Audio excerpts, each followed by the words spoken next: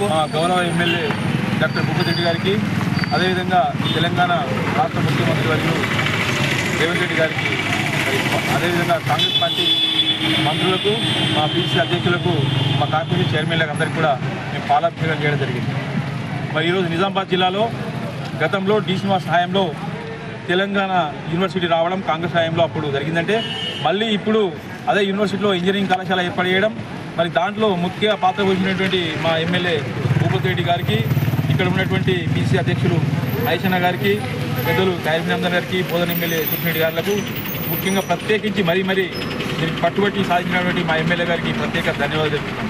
మరి ఇలా ఈ డిగ్రీ మన ఇంజనీరింగ్ కళాశాల రావడం వల్ల ఇక్కడ మారుమూలమైనటువంటి ప్రాంతంలో ఇక్కడ నిజామాబాద్ జిల్లా కాకుండా చుట్టుపక్కల ఉన్నటువంటి ఆదిలాబాద్ కావచ్చు, జగిత్యాల కావచ్చు, కామారెడ్డి కావచ్చు, ఈ యూనివర్సిటీలో చాలామంది పిల్లలకు మేలు జరుగుతాయి. కాబట్టి భవిష్యత్తులో ఇది చాలా ఉపయోగకరమైనటువంటి విషయం జరిగింది. మరి అదేవిధంగా ముఖ్యంగా ఇంకొక విషయం చెప్తున్నాం. మరి మా ఎమ్మెల్యే గారికి కానీ ముఖ్యమంత్రి గారికి ఒక చిన్న విజ్ఞప్తి చేస్తున్నాం. మరి ఇది నిజామాబాద్ జిల్లాలో డిగ్రీ అగ్రికల్చర్ కళాశాల ఏర్పాటు చేయాలని చెప్పేసి మేము ఈ ముఖంగా మీకు విజ్ఞప్తి చేస్తున్నాం.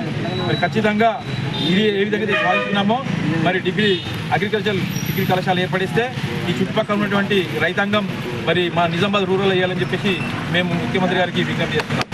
ఎందుకంటే మరి ఇక్కడ మన నిజామాబాద్ రూరల్లో డిస్పల్లి పక్కన ఉన్న హైవే ఆనుకుని ఉంది, మంచి భూములు కూడా సౌకర్యం ఉంది, చుట్టుపక్కల ఉన్నటువంటి అన్ని వసతులు ఉన్నాయి. కాబట్టి ఈ నిజామాబాద్ జిల్లాకు ఒకటి ఇస్తే ముఖ్యమంత్రి గారికి మేము ప్రత్యేక ధన్యవాదాలు చెప్పుకుంటాం. ఇది ఇచ్చినందుకు చాలా ధన్యవాదములు. మరి ఇది ఒక విషయం కూడా మేము ముందట మేము పెడుతున్నాం. కాబట్టి మేము ఇక్కడ నిజామాబాద్ జిల్లా తరఫున మా ఎమ్మెల్యే గారికి మరి మీకు ధన్యవాదాలు తెలుపుతూ ఇది ఒకటి మాత్రం చేయాలని చెప్పేసి కోరుతున్నాం. జై రేవంత్ రెడ్డి, జై కాంగ్రెస్, జై కాంగ్రెస్, నాయకత్వం.